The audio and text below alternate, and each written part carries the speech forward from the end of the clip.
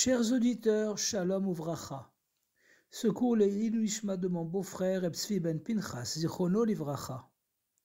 Ce Shabbat sera le Shabbat Vayetse, et aussi le 9 Kislev, jour de la naissance et de la Iloula, du deuxième rabbi de Chabad, le rabbi Douber, désigné par le nom de l'Admour HaEmsaï, car il a été l'intermédiaire entre son père, l'Admour HaZaken, le Balatania et Shulchan Aruch Harav, et tous les rébéim qui ont suivi, pour la transmission des enseignements de la Chassidoute Chabad. Le lendemain, dimanche, sera l'anniversaire du jour de sa libération.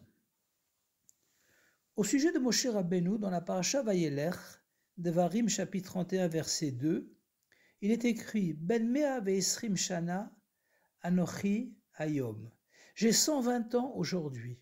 Et la Gemara Rosh Hashanah 11a précise que le mot hayom, aujourd'hui, nous apprend que Moshe Rabbeinu avait exactement 120 ans. Le jour de sa Iloula coïncidait avec le jour de sa naissance, le 7 Adar. Ceci nous apprend que Hachem complète les années des Sadikim, de jour en jour et de mois en mois, comme il est écrit dans Shemot, chapitre 23, verset 26, « Et mispar yamecha amale » Les jours de ta vie, je compléterai, afin qu'ils soient un chiffre rond. En effet, bien que la vie d'un sadique soit essentiellement spirituelle, elle n'est parfaite que lorsqu'il raffine son corps et sa part matérielle, c'est-à-dire lorsqu'il élève l'espace et le temps qui sont liés. C'est pourquoi, concernant les trois avotes, les trois patriarches, leur naissance et Iloula ont eu lieu dans le même mois, le mois de Nissan, d'après Rabbi Yoshua. Et pour l'Admour HaEmsaï, non seulement c'était le même jour du mois, le 9 Kislev, mais en plus, le même jour de la semaine, un mercredi, jour où Hachem a créé les deux luminaires, le soleil et la lune. En fait, tous les sadikim méritent qu'Hachem complète leurs années. Et si leur Iloula ne coïncide pas avec leur naissance, c'est soit parce qu'ils ont réussi à réaliser en quelques mois, voire quelques jours, le travail de toute une année, ou bien parce qu'ils ont reçu en cadeau des mois ou des jours en plus pour réaliser une mission supplémentaire. La paracha Vayetse a 148 versets, Kemach Psukim, et 2 simanim, Chelki, ma part, et Machanaïm, 2 campements. Au début de la paracha, chapitre 28, verset 12, il est écrit Vayachalom ve'ine sulam mutzav artsa, ve'rosho magia hashamayma, ve'hine malaché Elokim, olim ve'yordim bo. Et il, donc Yaakov, rêva, et voici une échelle était dressée sur la terre, et son sommet atteignait le ciel, et des anges de Dieu montaient et descendaient dessus. Le Zohar Kadosh dit que l'échelle du rêve de Yaakov symbolise la prière, la tefila, Sulam da Tsaluta, qui relie l'âme, la neshama, qui descend en bas pour s'habiller dans un corps matériel, avec les niveaux les plus élevés jusqu'à la lumière infinie d'Hachem, le Or Ein Sof. Dans le Yom Yom du 5 Kislev, et surtout dans le Mamar Maïm Rabim Taratz du Rebbe Rayatz, lors de sa visite à Chicago, on explique qu'une échelle, contrairement à un pilier qui relie le sol au plafond, a des échelons qui nous permettent de la gravir du plus bas au plus haut. Cette échelle, comme la prière, a essentiellement 4 niveaux, correspondant aux 4 mondes. Le premier niveau commence par le mot Déani, récité au lever. Et ensuite, Odul Hashem Kiro Vishmo, qui exprime une reconnaissance générale à Hashem, pas encore approfondie. Un premier niveau d'annulation, de bitoul, correspondant au monde d'Asiya, le monde de l'action. Le deuxième niveau sont les psuks et des Zimra, où on loue dans le détail Hachem pour sa grandeur et qui pourvoit aux besoins de ses créatures. C'est un premier niveau de perception d'Hachem qui correspond au monde de Yetzira, le monde de la formation de la parole. Le troisième niveau sont les brachot du Kriyat Shema et le Shema, qui constituent une réflexion et compréhension supérieure d'Hachem et correspond au monde de Bria, le monde de la création, de la pensée. Au sujet du Shema, appelé le chant des âmes, Shir HaNeshamot, le Yom Yom du 12 Marcheshvan rapporte que l'Admour HaZaken, dans un de ses premiers enseignements courts, appelé en yiddish Werther, à son retour de son maître le Maguid de Mezrich, explique Shema Israël signifie comprend et surtout ressent Israël, que Hachem Elokeinu, que le surnaturel, Hachem qui est au-dessus de la nature, est notre force. Et donc, on ressent que Hachem est Chad, que tout est la divinité, Ein Od Milvado. Et ceci stimule notre amour à Hachem, comme on dit juste après, Ve'afta. Le quatrième niveau est atteint dans la Shemoneh Esrei, dans la Mida, qui est un état d'annulation totale, essentielle, Bitul Atzmi, et correspond au monde d'Atsilut, le monde de l'émanation, de proximité avec Hachem. Au sujet du verset, et les anges montaient et descendaient, Rashi s'étonne. Olim Trila, Vachakach Yordim, ils sont montés en premier et ensuite ils sont descendus, alors qu'ils viennent du ciel.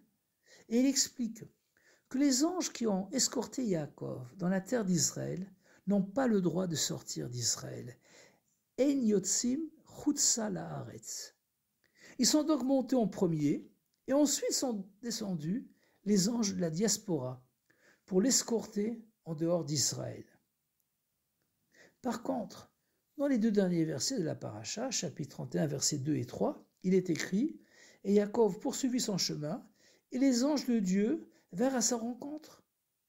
Et il appela cet endroit Machanaïm. Yaakov alach le darko, Yifgeu vo malaché Elokim, Gomer, Vaikra Shem Hamakom Machanaïm. » Rashi explique que les anges d'Israël sont sortis à sa rencontre pour l'escorter dans la terre d'Israël, et que Machanaïm signifie deux campements. Le groupe d'anges en dehors d'Israël, qui l'accompagnait, et celui d'Israël, venu pour l'escorter en Israël. Donc Rashi semble se contredire. Les anges d'Israël peuvent donc sortir d'Israël. Le Rambam dit dans les Ilchot Melachim, chapitre 5, qu'un juif qui vit en Eretz Israël n'a pas le droit de quitter définitivement Israël, sauf pour trois raisons. Le Limud HaTorah, étudier la Torah avec un maître qui vit en dehors d'Israël, l'Issa Isha, pour se marier s'il ne trouve pas d'épouse en Israël, ou Lehatsil Me'akum, protéger sa vie et ses biens.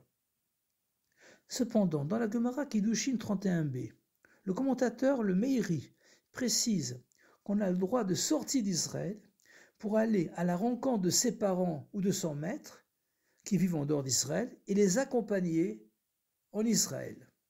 Mutar latzet me'eretz Israël, lechutz la'aretz, likrat aviv ve'imo, v'chen nish'ar inyanei kavod. Le Rebbe explique qu'il n'y a pas de contradiction et qu'il s'agit de deux lois, de deux halachot distinctes. La première loi est l'interdiction de quitter définitivement Israël, sauf pour les trois raisons mentionnées. La deuxième halacha est l'autorisation de sortir provisoirement d'Israël pour amener quelqu'un en Israël. Yaakov a le droit de quitter Israël, car il va à Haran pour se marier avec Rachel, Léa, Bila et Zilpa et engendrer 11 des 12 tribus. Mais les anges d'Israël ne sont pas bien sûr concernés par cette permission. Toutefois, à la fin de la paracha, les anges ont le droit de sortir d'Israël par respect et honneur, par kavod envers Yaakov et sa famille, afin de les escorter en Israël. Cette explication est d'après la halacha, d'après la chassidoute. Chaque juif est appelé Ben Yaakov. Or, le mot Yaakov est constitué de la lettre Yud et du mot Ekev, le talon. Le Yud représente la Neshama, l'âme, la flamme d'Hachem, que décrit Shlomo HaMelech, qui ner havaye nishmat adam. Et elle doit descendre, même dans le talon de la création. En effet, Vayetse Yaakov mi Be'er Shava, Vayelech Harana. La Neshama quitte Be'er Shava, l'endroit spirituel où elle a pris le serment, la chevoie, d'être un tzaddik et au moins de ne pas être un rachat, pour aller à Haran, éclairer l'obscurité de l'endroit où l'on excite la colère divine. Haran signifie colère. Comme le dit la Gemara Psachim 87b, les Juifs sont partis en exil, en galoute, pour ajouter des guérim, c'est-à-dire récupérer les étincelles divines en exil dans ce monde matériel. Et comme le dit le Tzemar Tzedek, on doit faire de l'endroit où l'on se trouve Eretz Israël. En yiddish, Macht do Eretz Israël. Et nos valeurs éthiques et morales doivent inspirer les nations. Pour réaliser cette tâche, on a un netinat koach. On reçoit l'énergie et les moyens par les anges d'Israël qui nous escortent. Et lorsqu'on est à Haran, ce sont les anges en dehors d'Israël qui nous donnent les forces nécessaires pour non seulement ne pas être influencés par la galoute, mais au contraire, transformer l'obscurité en lumière. De plus, avant le dévoilement total du Melech HaMashiach, Hachem nous envoie 2 groupes d'anges, Machanaïm, au pluriel. Un groupe qui nous escorte hors de la galoute et un deuxième groupe qui nous fait rentrer en Israël. On a compris maintenant le choix du premier siman, Machanaïm. Au sujet du deuxième siman, Chelki, pour réaliser complètement cette mission, on doit accomplir ce que dit David HaMelech dans les Teilim, chapitre 16, verset 5. Hachem menat Chelki, Dieu est ma part. En effet, le Rambam, à la fin de Ilchot Shemitah Veyovel, affirme que ce n'est pas uniquement la tribu de Lévi qui a le privilège de consacrer toute sa vie à Hachem et son peuple, mais chaque juif peut y accéder. Et si on vit vraiment Hachem menat Chelki, qu'Hachem est notre part, alors on reçoit toutes les brachot, même matériellement, le gashmiut. C'est pourquoi notre paracha a 148 versets. Kemar psukim. Kemar signifie le blé. Comme il est dit dans les Perkei Avot, chapitre 3, Mishnah 17, Im en kemar, en Torah. Sans moyens financiers, les institutions ne peuvent pas se développer. Si on se consacre au peuple juif en se préparant à recevoir le Mashiach, on devient chaliar du Rebbe. On reçoit alors non seulement l'aide de Machanaïm, des anges d'Israël et ceux d'en dehors d'Israël, mais également la bracha de Kemach, que l'on mérite donc. Dans cette année de rassemblement, de Hakhel, la bracha ultime du retour de tout le peuple juif sur sa terre, Kahal Gadol Yashuvu Hena, Jérémia, chapitre 31, verset 7, avec le dévoilement du Rabbi Melech HaMashiach, Techef u'miyad mamash, Yochi Adonenu, Moreinu v'Rabbeinu, Melech HaMashiach, Leolam Vaed, Shabbat Shalom, à Gute Shabbos, et à bientôt dans le 3e Beit HaMikdash.